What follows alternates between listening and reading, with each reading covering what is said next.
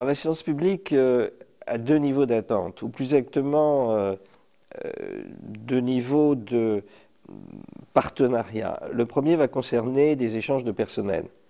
À la fois donc l'accueil de personnel de l'assistance publique, que ce soit de personnel en formation comme des internes ou des jeunes chefs de clinique, ou de personnel au contraire plus fixe comme des praticiens hospitaliers au sein des laboratoires de l'école polytechnique. Et puis réciproquement, l'idée est d'attirer à travers possiblement des contrats d'interface à venir, d'attirer du personnel de Polytechnique à venir travailler dans les services de l'assistance publique. Ça, c'est donc un des premiers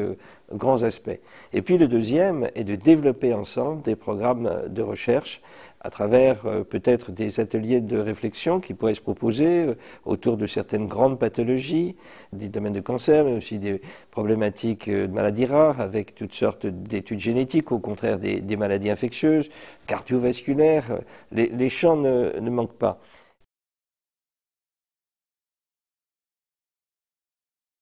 Ces projets d'interface font l'objet aujourd'hui d'une grande attention, à la fois du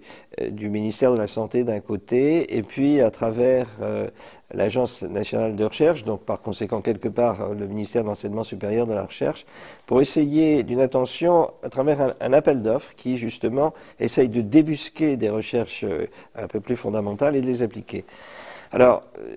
on peut prendre des exemples, comme par exemple comme celui de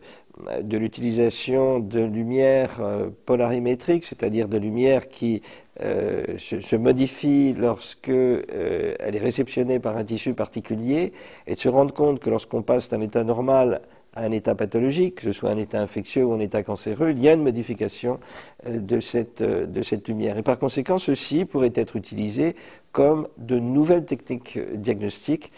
peut-être beaucoup plus simples d'ailleurs en préclinique que des utilisations, que la pratique de